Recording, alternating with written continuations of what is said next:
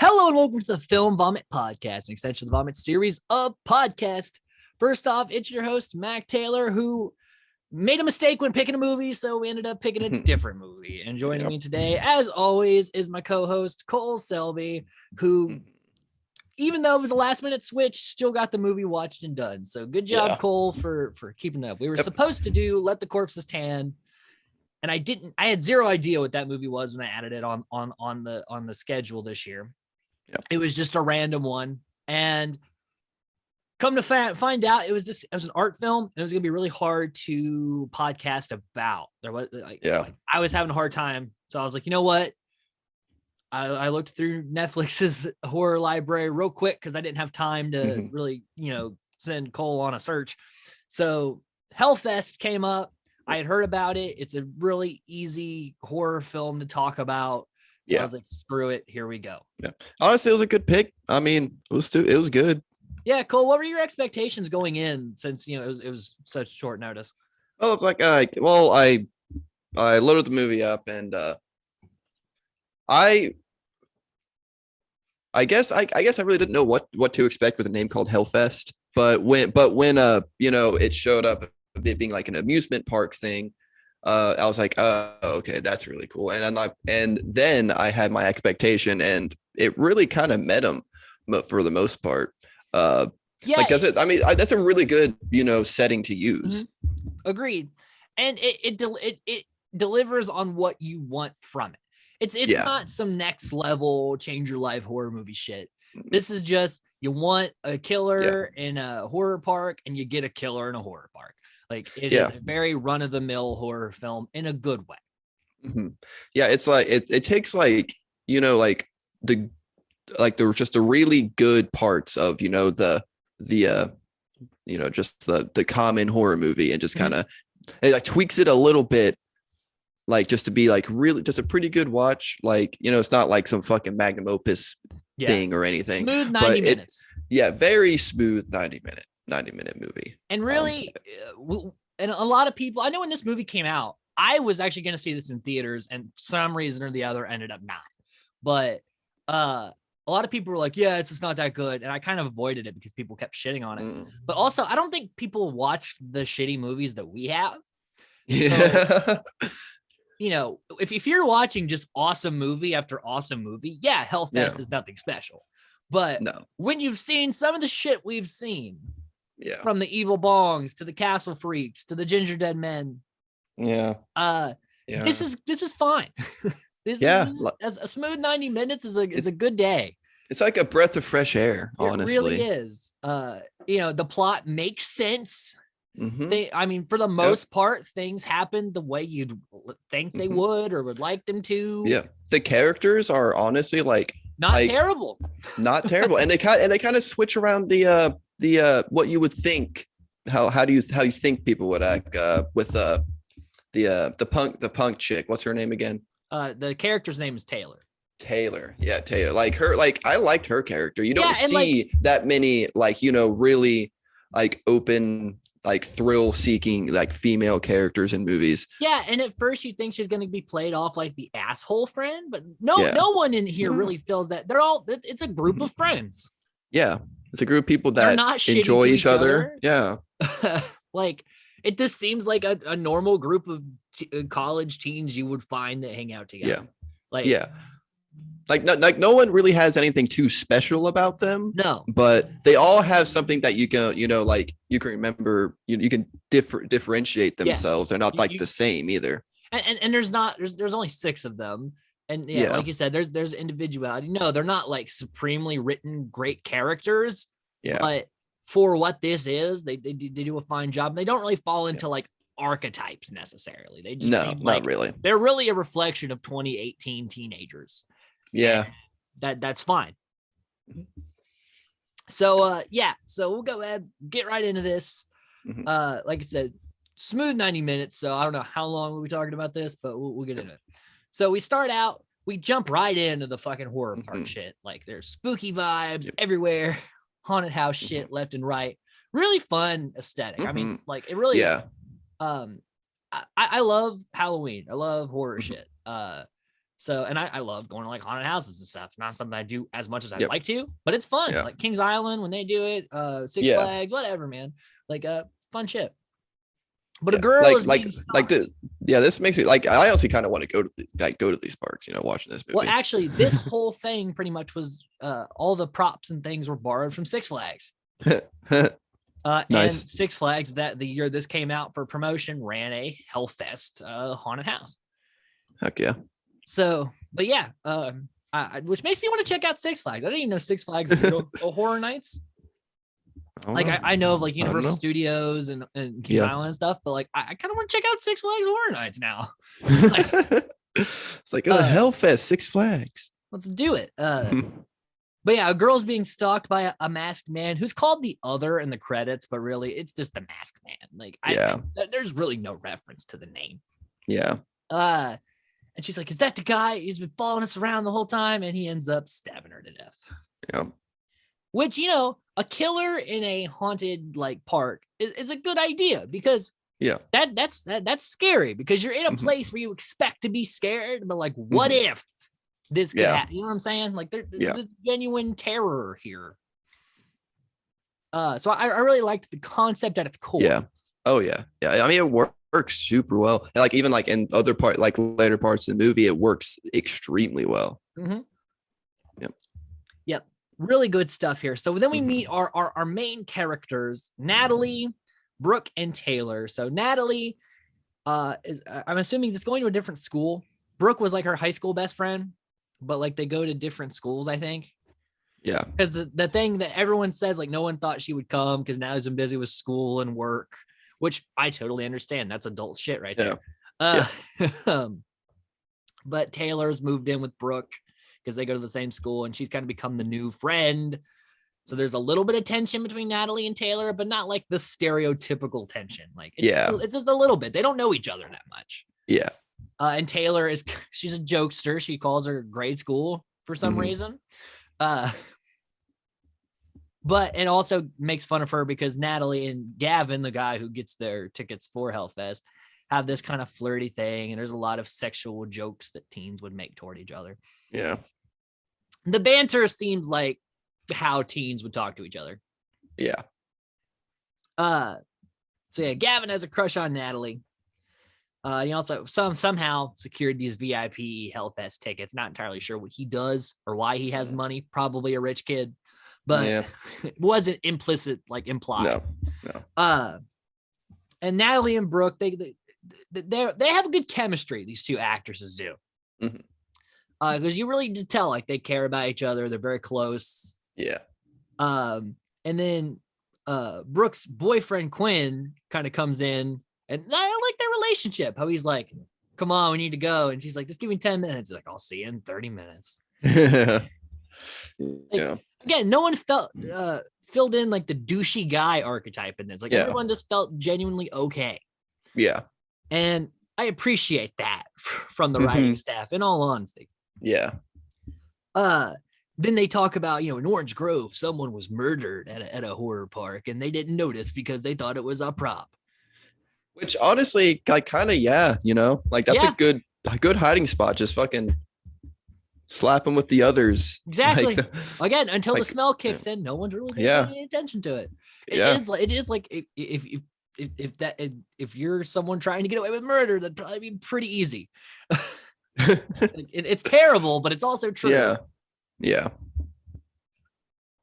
But a little cheesy that they had to like tell the story of. But it's probably just like every town has that thing. Like, oh, did you hear what happened in this other town? It's a small town gossip. Yeah. Also, Tony Todd, the voice of the Hellfest. Like we see him later in a brief cameo, but like his voice is over the speakers all the time. Fucking love Tony Todd. What a legend. That's a good voice. Real good voice. Well, I mean, he's in so many different horror things. I didn't list him with the familiar faces because his role is so small. I don't have to go over everything he's been in right now. Yeah. But later I will. Like his filmography is fucking massive. Also, if you follow him on Twitter, he has a very good playlist on Spotify. He always posts what he's listening to. The guy has great taste in music as well. Heck yeah. Tony Todd, your Twitter is awesome. Then we meet Gavin and Asher. Mhm. Asher is Taylor's boyfriend, I think, or at least love interest. Like they're lovers. Let's say that. They fuck. That's at Yeah. least we know that, but we don't There you really go. know the ins and outs of their relationship. Yeah. And everyone's really pushing for Gavin and Natalie to bone. Yeah. Like they really want it to happen. Which is kind of weird. It's like your friends want you, like their other two friends, they want you guys to like just bone right now all the time. Well, like I don't like, there's two couples and then Gavin and Natalie. So you want it naturally kind of, so then there's three couples and not like an odd one out situation. Yeah. I understand the thought, and apparently like these two do have chemistry and they've hung out before and stuff, and they're just trying to be like, come on now, we know you want to. Mhm. And Gavin's like awkward flirting with Natalie, like, but it kind of hurts me a little bit when I see him. Like, he's really cringy at certain points in this movie, just with his try hardness. I actually had to get up and like go into the kitchen, like just like because like he's like it was like he was doing something like we'll talk like and I just like I can't watch him be like this. I'm gonna go get a drink from the kitchen and take. But a apparently, the director encouraged improv, and a lot of these two's talks are improv, and so it did feel natural, like where he's like, oh, I guess everyone's talking about us getting together, and she's like, what? I don't know what you're talking about. And he's like, oh, it's real subtle. It's real subtle. It's kind of cringy, but also kind of cute. You know, they have like that cute. Like cringy like kind of deal awkward. Between them, so, but it's like it's just he kind of goes a little. He does. He does not know what to do with himself at certain points. And Taylor talks about like, oh, being scared makes you want to bone more because something in your brain that you need to an aphrodisiac, man. And it's like, okay, calm down here. You're in a horror park. Now is not the time to bone, okay? When you leave the horror park is when you're supposed to try to bone. Like, there's a lot of shit going on around you. You don't really want to be in that predicament. And also, I think the employees would appreciate if you didn't bone. When they're running around trying to scare people. For real. Be considerate. Also, like, it's weird though, because like they walk in and it looks like there's like a rave going on. I'm like, is this a horror park? Is there a bar here? I'm like, what is happening? Like, what? Like this just seems like just one big fucking like party thing going on. I mean, man. it is like a big festival, like a festival thing. Yeah. So like, but like, there's a full blown rave and shit. Like everyone's like getting down, man. Yeah. Like, it's not your typical horror park. Oh yeah. This is like this is an event. The good, this is the good stuff that people drive like hundreds of miles to go to. Because it is a pop-up one where they travel and shit. Mm-hmm. But I'm like, damn, like there's a lot of shit here. Yeah, that's a lot of shit to pop up and pack up. Yeah, I feel bad for those people that have to move that. Oh yeah. And also drunk people are just the worst. I don't know why you want drunk people roaming around your park. Yeah. Because they have like the syringe shots, they have the fucking, but at one point they get syringe shots, but then in the next scene they're toasting cups, and I'm like, did you have the syringe shots or did you have shots? Like, what? I don't understand. But honestly, syringe shots, they just don't look that convenient to take. Just fucking. No, I mean, I've seen them in bars and shit, but yeah, it's not really something I'd really want. Like, it's all novelty. Yeah, exactly. Especially in a horror park to get a syringe shot, like, oh, it's red on the inside. No, again, like you said, it's novelty. So yeah, I wrote in my notes shots and spooky plans because Gavin's like, let's go to the zombie maze, and they're like, nah, zombies. What are you talking about? We're gonna go to the Deadlands, which is the only way you can get into the hell maze, which is where they touch you and grab you, and it's super scary. And of course, we got to do that first. So there's no let's dip our toes in. It's like, let's just fucking go right for the crazy shit. Yeah, which I honestly don't know how I would, like, if I would do something like that. I don't know. Like, I mean, it's like when they can touch you or grab you or whatever, that's fine. But like, there's a point where I'm like, I don't really want to get like picked up or anything, like Yeah. me on the fucking ground. Like you can Yeah. grab my shoulder or something. But like at one point, like Taylor gets like carried off. I'd be pissed. I'd be like, no, put me the fuck down, person. For real. But yeah. Some people really want the extreme. I'm fine with just your walk through maze where they pop out of holes and shit. Like, that's an okay time. But I don't want it getting too real. So they're heading to the Deadlands. But first they stop at what's it called? Reform School or Deform School? It's like something like that. And the killer is approaching the park. And he goes through a metal detector, which picks up his steel-toed boots. And he gets in the park. He's fine. Yep. And all the weapons he uses, he does find in the park. Yeah. I do like how they kind of, they show off the steel-toe boots. Like, oh, that's him because he has the steel-toe boots. That's how we're going to tell him apart in the rest of the movie. Nice detail. Yeah, but again, you kind of just see him walk in and like, there should have been maybe a little air of mystery about who, but no, that's just the killer guy. I don't know. It's a little bit of a nitpick. You got to point out the flaws, and it's a little bland. Also, they get scared by clowns because Gavin's like, just follow my lead, and he proceeds to get scared the shit out of. Yeah. And he's like, hey, demon clowns are my one weakness. Yeah. So they head to the Reform School, whatever. And Taylor and Ash are getting way too sexual in here. Like, they're like making out, like bumping. I'm like, if I was working in here, I'd be like, can you guys not? Like, it's not really what I'm trying to like watch. I'm sitting here trying to act all scary, talking about penis. Yeah. Respect those actors. Jeez. And Natalie's like figuring out the pattern of like, oh, well, this person would pop out of here. Look at the hands to see who's going to jump. And she's kind of breaking it down, being like a real downer. Like, just fucking enjoy the maze, Natalie. Quit being such a bitch about it, okay? Yeah. I guess it's supposed to show that she's, kind of, like smarter. Yeah, I guess. That doesn't really show that she's smarter than them. It just shows that she's not paying attention to the good time she's having. Yeah, she's paying attention to everything else. Exactly. She's not having fun. Yeah. Then they see a girl running from the masked man. And they obviously think it's part of the, as they would. You would think part of the thing. Although his whole getup does not match the theme of this school. And neither does hers. She just looks like an average person. Yeah. And then she runs and hides. And they're like, oh, yeah, you're looking for her. She's over there. Yeah. And then he pulls her out. And then Natalie goes, do it. Just fucking kill her.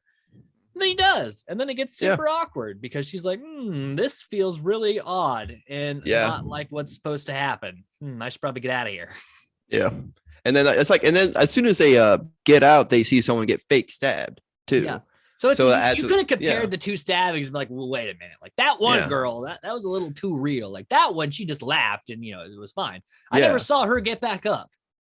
Yeah. It's like, I mean, and then she sees the creepy dude, like go just like staring at her. Yeah, and like being being creepy.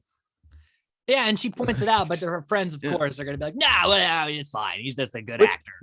Which is like one thing that I'm still trying to figure out why he's trying to be so like scary at times. Because like if his goal is to kill people, you'd think he would have like taken the chances he already would have had. Well, it seems he likes to stalk. Like apparently, like his all of the targeted girls that he has, they're similar. They're all like brunettes who seemed like uninterested in the park.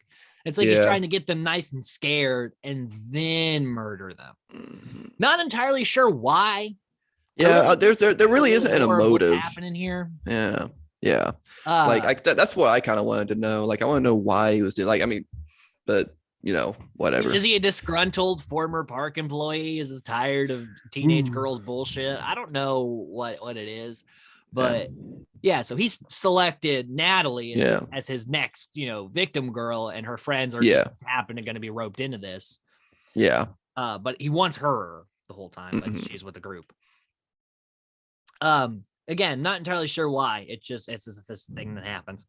Yeah. Unlucky for them that they went to the Deform School. Yeah. let's see here.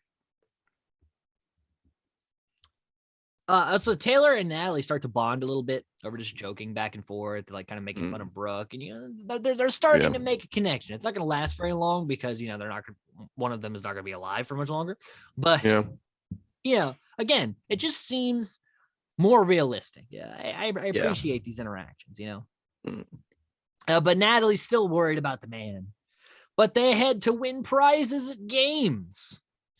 And Gavin is the fucking worst. At all these games, and it's really just his technique.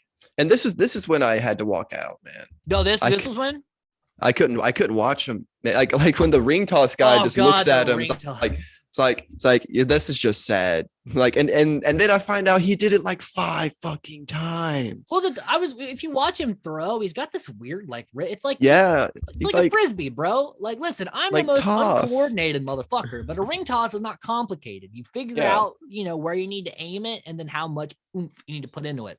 And like their particular ring toss did not look hard. No, neither did the fucking knock over the 3 thing. I know those games are technically rigged sometimes, but still knock over 1 or 2 of them. Like it's right in front of you. Just hit it. He's like, I couldn't watch him. Is he blind? Does he have like fucking polio or something? I don't understand. Like something's wrong with him. He can't do basic. He can't do games. Like fucking Jesus. It's like fucking tossing a frisbee like vertical. Well, he was doing like this with the ring. I'm like, what are you doing? It's in the twist of the wrist. It's in you fucking tossing it right. God. Meanwhile, the other 2 guys win prizes for their ladies because they don't completely suck. Yeah. And Gavin buys her a pretzel instead. I'm like, you know what, dude? Just fucking buy her a bear when you get back home. Yeah. It'll be a fun story that you'll have later, and you won't be dead later because of it. Just let it go. It's fine. Yeah. And pretzels are probably better than stuffed animals anyway. Yeah, you can't eat a stuffed animal. You can eat a pretzel. Yeah. Fuck yeah.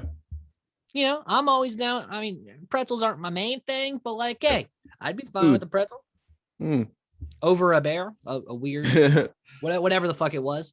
Yeah.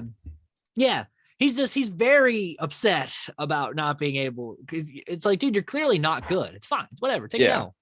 You got these VIP tickets. Okay. Yeah. You're not completely useless here. Yeah. Nevertheless, he's still very, very upset about it. But they get close in the photo booth. He even gets a smoochy smooch. Mm-hmm. But the killer shows up to steal their photos. Ooh. And that really pisses off Brooke. Yep. Who chases him into like this part of a maze, I think, or like this like back alley. It looked like just some back area. Yeah. Like, it looked like a place that people don't go. Like, don't go back there. Don't go to like a boxed in quiet corner. That's just even if there isn't a killer loose, like don't trust people. Yeah. Yeah. You could take more photos. Yeah. If you die here, that's it. Mm-hmm. But nevertheless, she just gets jump scared by her boyfriend. Yeah. Because you got to have those. You can't every tense moment can't lead to a scare. But really, there's not a whole lot of fake out scares. There's only like 2 in this whole movie. So you know what? I'll let them go with that. Yeah. Usually that'll annoy me though if they just keep doing the fake out scares. I'm like toward the end of the page, so it takes me a second to find where I was. Yeah.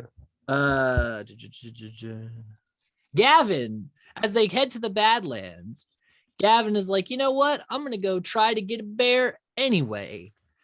So he leaves the group. Stop, Gavin. And says he's going to catch up. And I'm like, 1, this park is huge. You should never split up. Like the odds of catching back up to them is actually pretty low. 2, also expecting to hold your place in line. That's just a dick move to those other people in line that had to wait there. It is. Yeah. And 3, just buy her a bear later, dude. It's just a fucking bear. Like, it'll be fine. Yeah. Like, stay with her and keep connecting with her instead of leaving on this weird escapade. It just didn't make any sense to me. Like, bro, it's just a fucking bear. Yeah, I don't know why he got so hung up on it. Like, it's because his friends him to be alone to die. Yeah, but it's like still, god damn. Like you could have said he wouldn't go take a dump. I would believe that. Yeah. They joke about it, where it's like he's probably pooping. Yeah.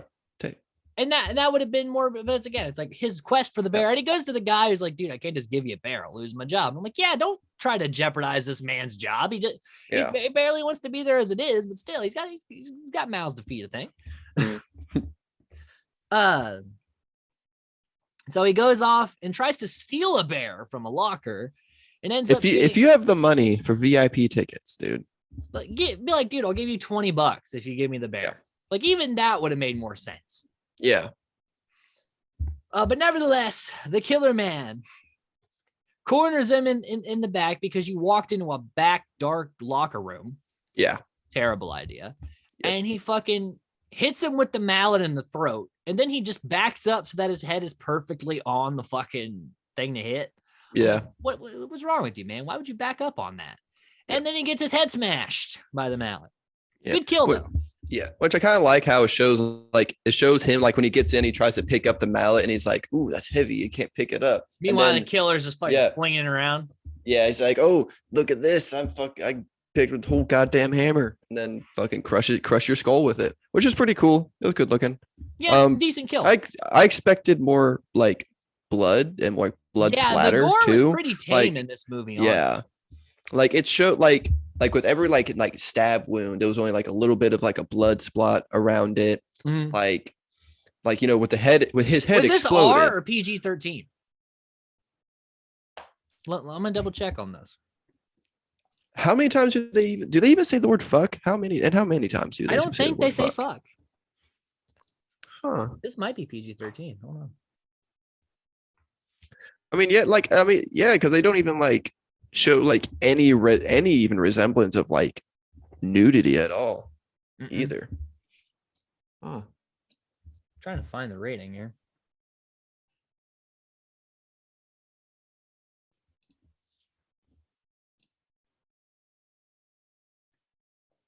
It's R. Don't know really why. I guess because there's a little bit of blood stuff, but like still, this could have been PG-13. Yeah, this wasn't that bad at all. Like there really, could have been a lot more. There's not a lot in here, I would say, that warrants an R rating. Although the Conjuring movies are R, but also that's demonic possession. I would give that R over fucking a couple of gore scenes. Like again, this is pretty tame for an R rating. Mm-hmm.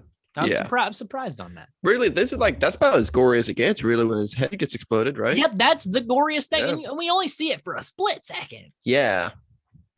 Damn. Sorry to Hellfest. You could have probably made more money if you were a PG-13. Yeah. Because I work at a theater. You know how many kids I fucking turn away for R-rated movies on a daily basis? It's fucking ridiculous. Let's see here. Oh, the masked man also gets Gavin's phone, so now he knows exactly where the group is heading. Very lucky for him that happened, because he probably would have never been able to catch back up to him. And I kind of like how they added this too. It's like, yes, phones are a thing that people have. Use them. Like that's true. That's true. Yeah, I like how he uses that too. And he even used the thumb to unlock the phone. Nice little touch. Again, this needed to happen for him to be able to catch back up to them. But I was surprised Gavin was the first to die. I thought it was going to be someone else. Honestly, when he did, I was like, the first thing that came to my mind is like, yeah, he kind of was weakest link, wasn't he? Yeah, I guess. I guess you can say that. But the others are going to go on the ride to take them to the hell part of the park, or the Deadlands part of the park. Mm-hmm. And Natalie's like, oh, we should probably wait. And they're like, hey, he's just trying to get you a bear. He's fine. Just fucking stop worrying about him. So Natalie's riding in the car alone while the couples are making out in their respective cars. Yeah. Kind of funny how it kind of just goes from like the couple, then the other couple, and then her hanging out. I'm like, yeah, I know how it feels, man. It sucks. It's fine. Being the odd one out is a bitch. Yeah. We've all been there. Yeah. Unless you haven't been there, then go fuck yourself. I guess. So the ride breaks down, and the masked man comes at her, and she screams, and her friends are like, what happened? But turns out there's a bunch of people also dressed like this in this park, and they, get on the ride with lone riders to freak them out. Plausible. Like that would happen. But again, what were the odds that it was going to be the same fucking costume? Yeah, which I think we get a little bit of a like understanding about that later. Yeah, well, the security guard said there's like 15 people that are dressed up in that costume. And I guess that's why the killer chose that specific costume to go in here.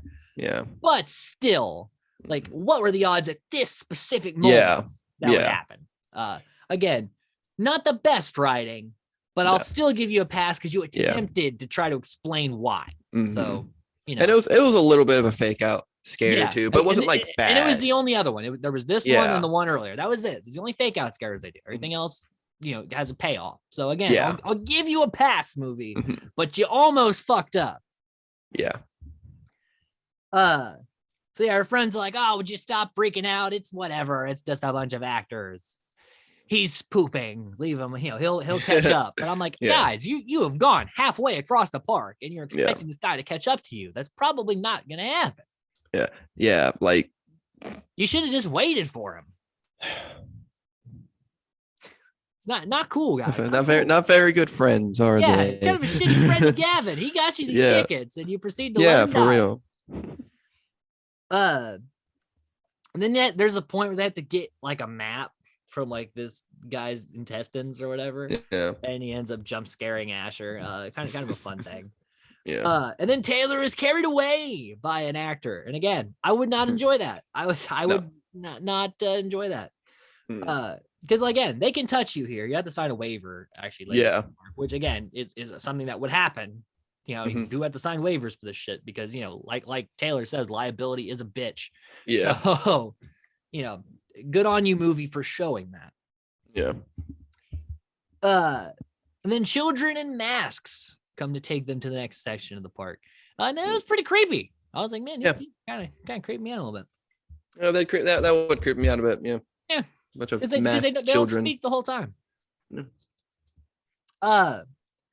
And then you could choose like your own adventure here. There's 3 paths. The girls go to Sleep Like a Baby and the guys go to Nightmare. But of course, Sleep Like a Baby would be the scariest of the 3. Yeah. That's your basic bait and switch. Honestly, I think all 3 of them would just, I bet all of them would just scare you as shit. They're just like, hey, here's these names just to make you feel. The guys walked in and got flashlights. The girls walked in and got chased by Dr. Satan from House of Corpses. So, you know, 2 different levels. A little bit, yeah. But yeah, the guys are like, oh, and the flashlights turn into black lights at certain points. Actually kind of a neat concept. Yeah. I don't know how they could do that, but it would be super neat. It is really cool though. And they get jump scared by the chick with the needles, which kind of sets up the kill later. Yeah. And the masked man goes in the employee entrance because he's dressed like a lot of other employees. And it makes sense that he'd be able to navigate through these tunnels and shit. You know, I like the touch. I like the touch. Yeah. And he also gets the syringe from that thing they were just at, which is because, you know, there would be some real weapon props if it's like a fake thing. Like later he gets an axe out of like a dummy like that, you know, that is kind of a thing in some horror things. So again, probably not the best idea to have actual weapons around. I mean, the one he got from the vendor, the ice knife. Ice knife. Yeah, that's completely plausible. But and the axe, I'll give a pass to. But the syringe was a little much. Like, why would you have an actual syringe? Yeah, especially since like imagine how many fake ones you got lying. Yeah, that look pretty similar. You have fake ones for shots, man. Like exactly. You know, you can't mix up your shot syringe with an actual syringe. You know. Yeah. You gotta be careful with this stuff. That was the only weapon I really don't give a pass to. The other 2, all especially the ice knife. I think that was a very nice touch. But nevertheless, gets a syringe and is going to stalk around. And then there's like a hall of hands that they get tricked, like they get scared on, but it's like, yeah, of course they're gonna grab you at some point. Like that's kind of obvious.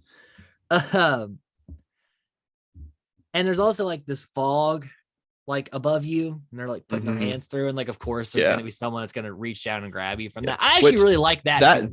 That was like super cool, honestly. Like how they did how they did that. Like because like, you know, when there is a lot of fog and the light's shining through, you can't see through it. and it would be like it's like the perfect spot to just fucking Yeah, grab exactly. someone And of who's course, sticking people are their going to little put their hands fingies in. through it Yeah, because it looks cool. like yeah, and they're asking for it. It's like, Exactly. ooh, little fingy, I'm gonna fucking grab your fingy. And like the Like, whole that's- time, I'm like, someone's gonna grab them. But I was like, Yeah. that is such a cool concept. And again, this all Yeah. came from Six Flags. I really got to check out Six Flags Horror Nights. They have some pretty cool shit there. It's like a semi like advertisement for like, see all this cool shit we really got. Get your ass to Six Flags, man. We got some badass props. Yeah.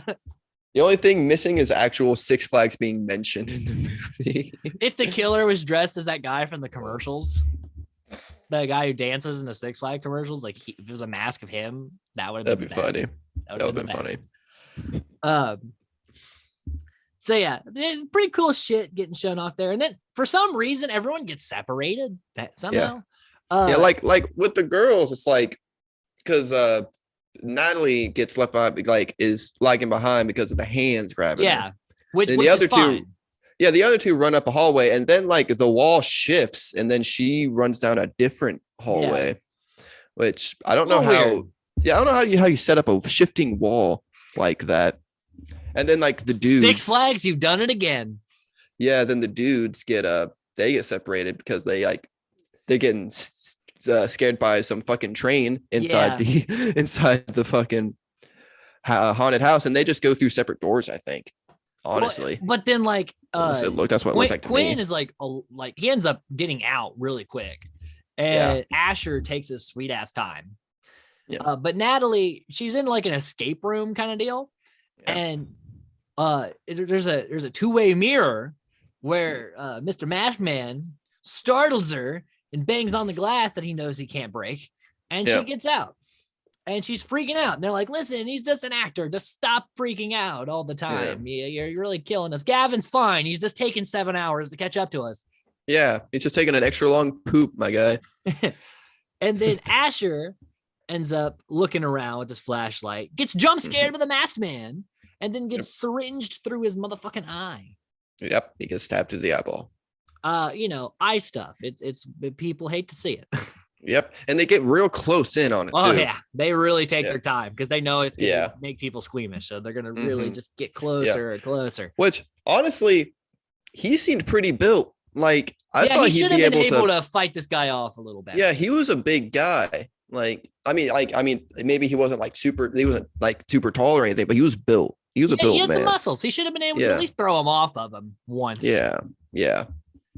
But no, he just got stabbed in the eye and it just shoved the whole fucking thing in his eye so it'd hit his brain and kill him. Yeah. Good kill though. Always love needle stuff. Mm. Then Nat gets Brundleflied because the fly gets puked all over, and so that explains why she has to go to the bathroom. Yep. Where she tells her friend Brooke that we should go to Spain, and this never is touched on again. It was never brought in the beginning. It's just a weird side conversation. It means nothing. I think it's supposed to like try and like further cement how much they're that they are bonded or anything, but it's like we already did that in the beginning.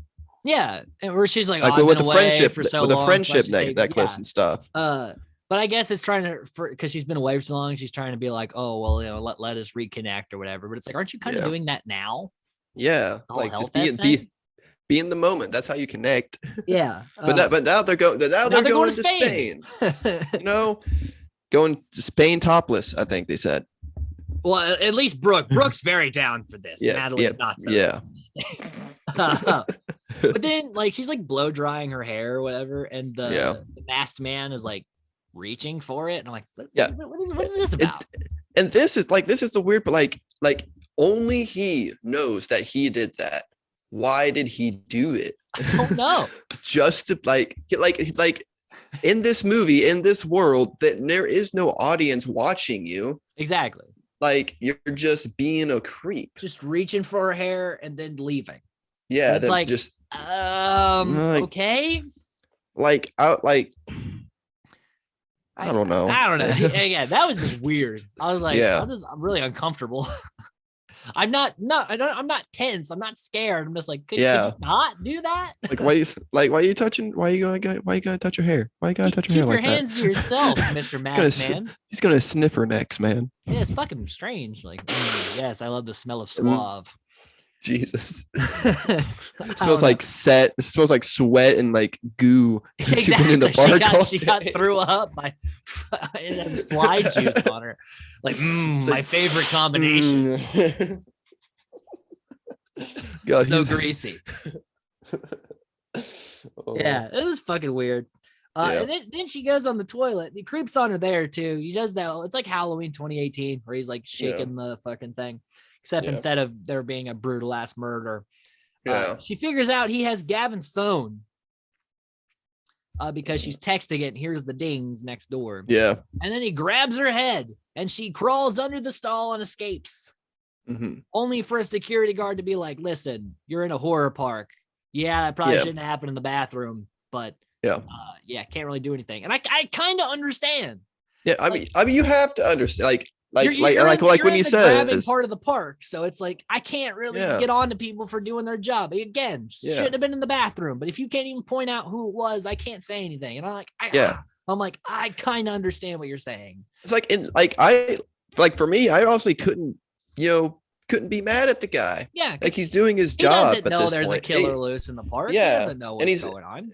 And he's not really trying. I feel like he's not trying to come off as a dick. He's just like, hey, this is just how it is. Yeah. Sorry. He's like, like he said, he's like, I can't do anything for you. Like I just can't. And if you work in a horror park, it's really hard to be security there.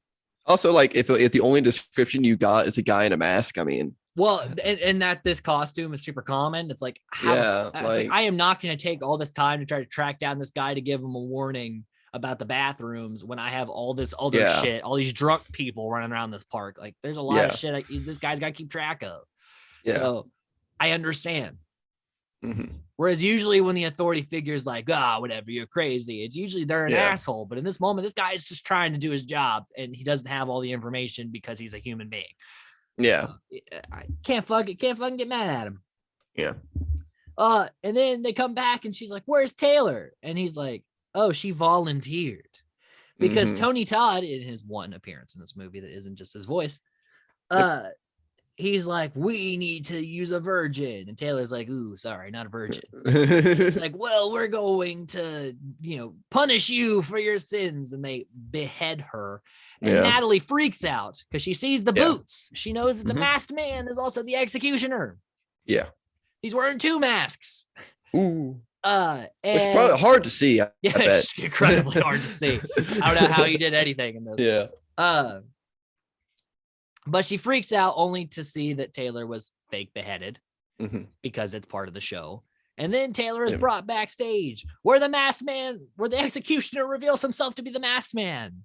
And Taylor is no sense of danger. Just like, yeah, bro, untie me. It's fine. Yeah. And then he straps her into the guillotine. Yeah. And pulls it only, it's not going to be sharp enough to just fucking take her head off. So it just kind of like cuts the back of her neck. Mm-hmm. And he's like, oh, well. And so he goes to reset it. And she slips out and runs to her friends. And he shows up, stabs her to death, and stabs Quinn to death. So Quinn just gets down super quickly.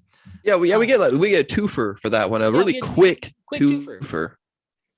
And so the park's in panic because they've noticed, that's an actual murder because of the blood that comes out and just how it is not scripted.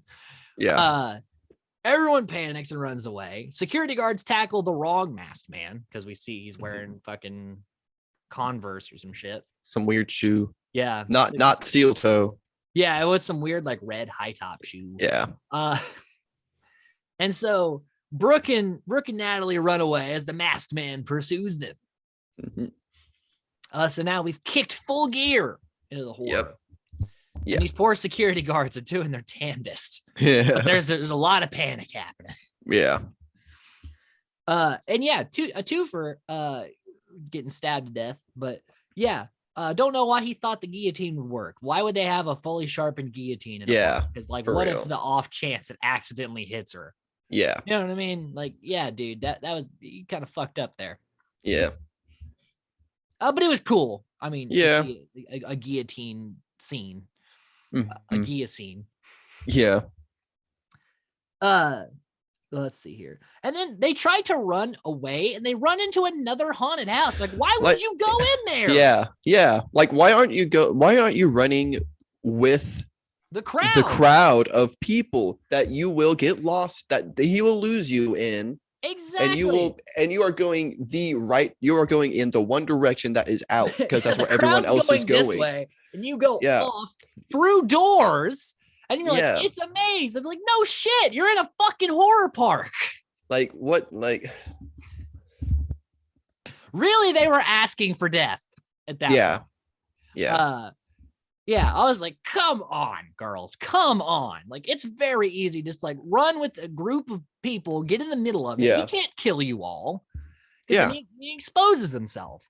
So yeah, there was an easy way out, and they were like, Yeah. let's just make this harder. Yeah. And so they hide in the closet, and they're because Natalie's like, look, it's a little, if you trip the laser, then the effect happens. They're listening for him to walk by and go into the next room. They run to the door, but he's blocked the door and also taken an axe from the house. Yeah. And so they trek through, trying to make their way out because they have to now go all the way through it. Yeah. And they end up in this weird, like, doll, faceless mannequin thing. Yeah. And he's in there, and he pops up and cuts Brooke's leg. And then they knock him down, because that's the typical, third act horror thing to do. Yeah. Knock your killer over. Yeah. Natalie like straight like wails him in the head with a hammer. Yeah. So like whack. But they're fighting back. And they hide in, like, there's like a masked dummy section that they hide in, and good on them for doing that. And then they fool him and then beat his ass. Yeah, they straight fucking wail on him for a minute, man. Natalie does. But then he bashes Natalie in the face with the part of the axe. And Brooke escapes. In the first second, I was like, is Natalie dead? Yeah, that's why she's not, because for some reason he just lets her lay there with the fucked up face. Yeah. Totally on him. Which honestly I don't get, because wasn't he supposed to be after her? Wouldn't you just kill her? Do you think she was dead? Because I doubt that. You've killed people before. You know what dead looks like. That's not it. In every slasher movie, the killer has to become, in the third act, they go from invincible to they get knocked over all the time, and they make really dumb decisions, because it's the only way these chicks are going to survive. Because, I mean, they ran into a fucking haunted house when the crowd was running out the exits. Yeah. So, they got to level the playing field of stupidity. Yeah. Again, this is not a great horror movie. This is just a fine horror movie. So he trips the laser, which unleashes Natalie out of a closet, who stabs him with the fucking ice knife. Which was really cool. I liked that. It was cool. It was a fun moment. Yeah. And then the duo escape as the cops arrive, but the killer is gone. Yeah, because you can just fucking recover from a knife wound like that, regardless of the other people you stabbed who have not recovered from their knife wounds. You, sir, recover from your knife wound. Because they had to set up a sequel, even though there hasn't been one yet. And then we see he comes home, and his daughter is like, "Did you bring me anything?" And he brought her the tailor's stuffed animal. Yeah, and we get to see his little cabinet collection, which he has other masks and memento pictures from his other victims. Oh, which I hope all those masks weren't plans for each one a movie. Well, this was supposed to be like they were trying to do like Saw, where they would make like one of these every year. Like this would be like, we'd be at like Hellfest 4 by now. Apparently the studio is like, nah, and we're just gonna do one. I feel like they should have tried again one more time. They could make I mean, they're not gonna be good, but they're gonna be sequels. Like Six Flags can get some money out of this. Yeah, like I feel like they should have given it a shot, because this wasn't bad. It was decent. No, like I said, it was okay. And if every sequel is just a new group of people in a like haunted park that gets killed by this guy, fine. Yeah. Fine. Like, don't bring back any of the other survivors or anything. That'd make it lame. Make it a new story every time. Yeah. It'd be just fine. maybe we can tie it back later, but like, yeah, Yeah. there's sequel potential for this in a world, right, where there's sequels to the fucking Croods and shit, which Yeah. set up a sequel. Like, yeah, every kid's movie Yeah. gets a sequel. Fucking, we're getting Avatar like 2 through 5 in the next couple of years. Fucking, like, let's go ahead, let's make a fucking Hellfest 2. Yeah.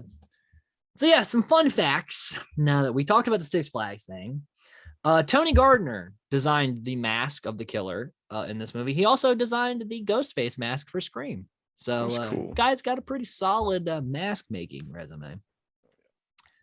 And there was a Hellfest Maze at Six Flags. So again, kind of sad I missed that. And before filming, the cast got together and stayed up all night watching horror films. So, there's some bonding happening with the cast, which is nice. Good That's on cool. them.